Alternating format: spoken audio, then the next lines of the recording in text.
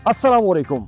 ये है Crohn X200 जो कि 4 दिन पहले लॉन्च हुई है और शायद इसका पहला लुक आप इसी मेरे चैनल पे देख रहे होंगे। इसकी क्या खुसूसियात हैं और क्या इसके फ़वाइद हैं, क्या नुकसानात हैं, इस बारे में मैं आपको बताऊंगा। लेकिन अभी तो मेरे पास भी अभी ही आई है और जो चीज़ें जो ज़मानों से हम 125 इस्तेमाल कर रहे हैं उसी को कॉपी करके इसको बनाया गया है। क्या चीज़ इसकी 125 से मैच होती है और क्या चीज़ इसको दूसरों से मुनफरिद बनाती है, इसी पे ज़रा बात करते हैं। ले आते हैं इसके उस हिस्से पे जो इस स्कूटर का सबसे महंगा हिस्सा है इस मोटरसाइकिल का। वो है यकीनन lithium ion iron phosphate battery. ये जो बैटरी है, ये बैटरी इसको मुनफरिद बनाती है दीगर मोटरसाइकिलों से। इसकी वजह यह है, इसमें इस्तेमाल की गई है लिथियम आयरन फॉस्फेट बैटरी। इस बैटरी की खुसूसियत यह है, कम से कम 6 से 7 साल तक आपकी जान छूट गई। ये तो एक्सपेक्टेड टाइम है, 4 साल वारंटी तो इसकी क्राउन आपको दे रहा है। दूसरी बात, इस बैटरी की जो हम वोल्टेज की बात करें, यह है 76.8 ये यानी 76.8 और ये देती है 40 एम्पेयर। और जो इसमें मोटर इस्तेमाल की गई है, इस मोटर के हवाले से कंपनी का दावा है कि ये मोटर 2000 वोल्ट की है, वाटर प्रूफ IP66 यानी कि वाटर प्रूफ है, डस्ट प्रूफ है, यानी आप बारिश में भी चलाएंगे कोई मसला नहीं होगा। और इसकी भी है 3 साल वारंटी। और दूसरी बात, इसमें एक ऐसी खुसूसियत है कि जो इसने मुझे मजबूर किया कि मैं इस बाइक पे आऊँ, वो था इसका BLD होना। BLD मोटर में वो टेक्नोलॉजी है जिसने हमें 120 वोल्ट से निजात दिलाई। जो मेरे और आपके घरों में पंखे, कन्वेंशनल पंखे होते थे, उस पंखों से इस BLD ने हमें 30 वोल्ट कर दिया। यानी अब हमारे सारे घर के जो पंखे चलते हैं, 4 पंखे भी वो 120 वोल्ट वो नहीं लेते। उसकी वजह है ये BLD मोटर। यानी कि ये BLD मोटर के साथ जब चलेगी तो ये कम एनर्जी कंज्यूम करेगी। इसमें जो ये लाइट दी गई है, आपको याद होगा ना, जो हमारी जो 125 मशहूर ज़माना 125 हो, उसमें ईरानी मॉडल आता था। ये लाइट और ये इसके टापे, ये वो ईरानी 125 के हैं जो 80s में आती थी और बड़ी मकबूल थी। इस लाइट में ये 2 लाइट भी दी गई है, ये वाइट कलर की। और जो इसका मुझे केस लग रहा है, ये केस मेटल का है।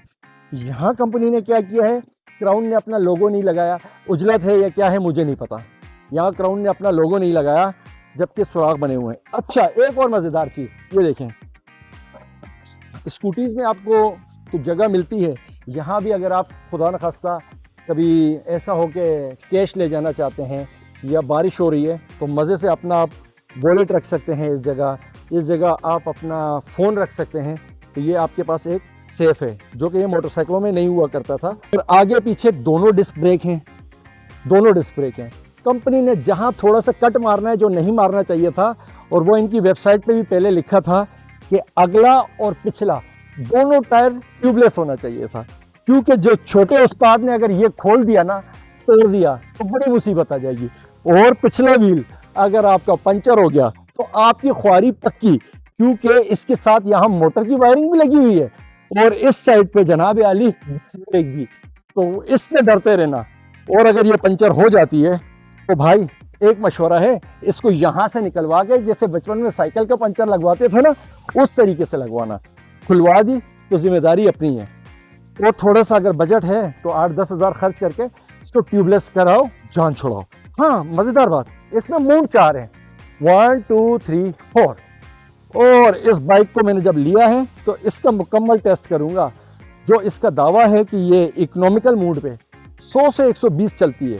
तो मैं बहरियत टाउन से सफ़र करने जा रहा हूँ सेंट्रल कराची, यानी नया नाज़माबाद का।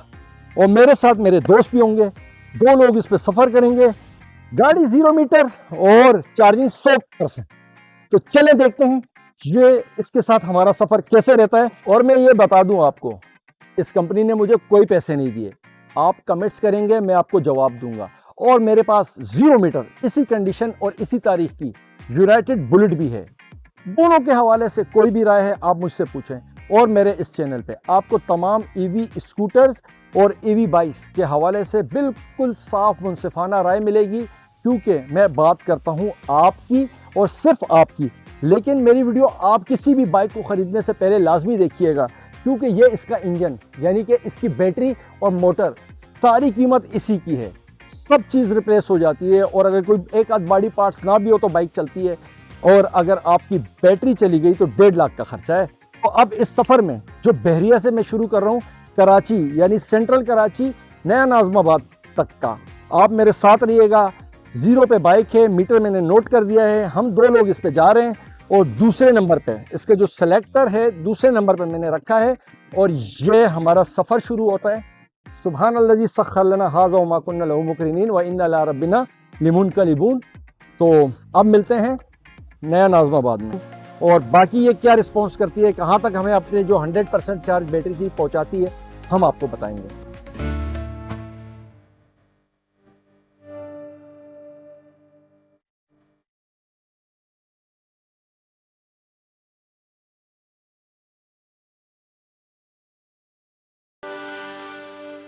एटी 3% बैटरी है, 7 किलोमीटर तक बाइक चल चुकी है और कराची है 38 किलोमीटर। तो सफ़र शुरू करते हैं।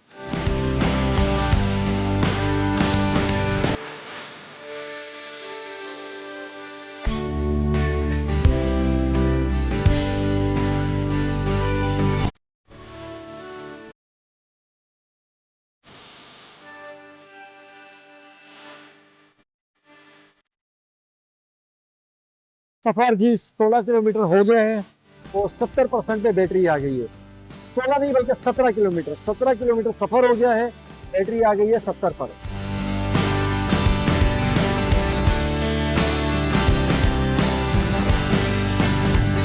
65% बैटरी इसकी ड्रेन हो चुकी है। नया नाज़माबाद के पुल के हवाले से मैं बताऊं, ये बहुत ज़्यादा खड़ा पुल है। इसको आप देख सकते हैं, जैसे शुमाली इलाकाजात वगैरह में होता है ना, इसकी हाइट बहुत ज़्यादा है। यही वजह कि कोई भी गाड़ी हो वो आते आते यहाँ से बंद मिल जाता है। ये अब सेकंड जो इसका ऑप्शन है उस मोड पे एक गाड़ी जा रही है जिसपे इसका मैक्सिमम 40 से 42 होता है और 2 लोग हम सवार हैं, पुल पे चल रहे हैं और इस वक्त ये फुल एक्सीलरेटर के साथ 31 किलोमीटर पे जा रही है। लेकिन इसमें कोई शक नहीं, ये जो पुल है बहुत खड़ा पुल है। उस मकाम तक सामने देखें, उसके बाद उतराई शुरू हो जाएगी और बैटरी हमारी 42% पे आ चुकी है। 40-45 मिनट का सफर हमने किया और ये हम नया नाज़माबाद में दाखिल हो गए।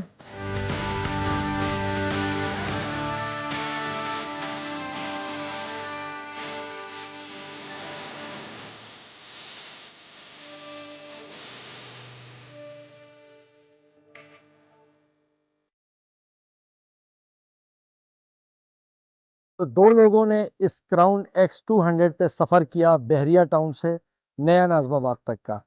ये सफ़र बनता है 40 किलोमीटर, पूरा पूरा 40 किलोमीटर।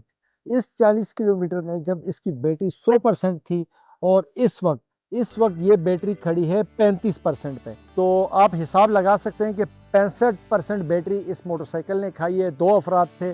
सेकंड मोड जो कि इसका इकोनॉमिकल मोड है, इकोनो मोड है, हमारी जो हद रफ्तार रही 40 से 42 के दरमियान रही। मैंने एक और चीज़ भी महसूस की है कि जब ये 40 से इसकी बैटरी कम हुई तो थोड़ी सी इसकी पिक में फ़र्क आया, यानी कि कोई 5 से 7 किलोमीटर का फ़र्क आ गया। जो ये 40 से 42 मार रही थी, जो ही इसकी बैटरी 40 से कम हुई 40% से, तो ये 35 से 36 पे आ गई। तो एक तो ये चीज़ मेरे पास इससे पहले यूनाइटेड की बुलेट थी, उस पर मैंने नहीं देखी थी। वो 18 पे जब आती थी तो ये चीज़ करती थी। और एक छोटी सी चीज़, ये मुझे ये भी डिस्क ब्रेक है और ये भी डिस्क ब्रेक है, इन दोनों के पाइप में मुझे काफ़ी फ़र्क नज़र आया। एक काफ़ी मोटा पाइप है, एक काफ़ी पतला पाइप है। और दूसरे ये है कि जंप वगैरह, ये सीट ठीक ही है, इसकी सीट वगैरह भी तो थोड़ी सी हिलना जुलना और ऐसी, ये जो इसके ट्रंक्स है छोटा सा, ये थोड़ा सा बंद होने में अभी टाइम ले रहा है, शायद नया है। बाकी ओवरऑल अगर बात की जाए कि शहर के कम्यूट के लिए ये बुरी नहीं है, क्योंकि जब मैं इस पे बहरिया से नया नाज़माबाद तक का सफ़र कर सकता हूँ जो कि 45-40 किलोमीटर है और अभी भी ये बैटरी 35% रहती है, तो शहर में इतना ही सफ़र होता है। लेकिन यहाँ ये बात आप लोग जहन में रखें, बहरिया से नया नाज़माबाद तक कोई जंप नहीं था और फ्लो था, कोई मतलब सड़क खाली थी, हमें कोई ट्रैफिक जाम नहीं मिला, कोई जंप खड्डा नहीं मिला और बेहतरीन तरीके से हम 35 से 50 मिनट में यानी 1 घंटे में हम ये 40 किलोमीटर का सफ़र इस पर तय करके यहाँ तक पहुँच गए। और बाकी इस बाइक के हवाले से कोई भी क्यूरी हो आप मुझे कमेंट करें, क्योंकि मैं इसे यूज़ कर रहा हूँ तो मैं आपको ऑनेस्ट रिव्यू उस हवाले से दूंगा। और इसके अलावा कोई भी ईवी बाइक अगर आप ख़रीदना चाहते हैं तो मैं आपको बताऊंगा आया वो बाइक आपको ख़रीदनी चाहिए, नहीं ख़रीदनी चाहिए, या आप मुझसे मशवरा कर सकते हैं। आप कमेंट करेंगे, उसका जवाब लाजमी आपको मिलेगा।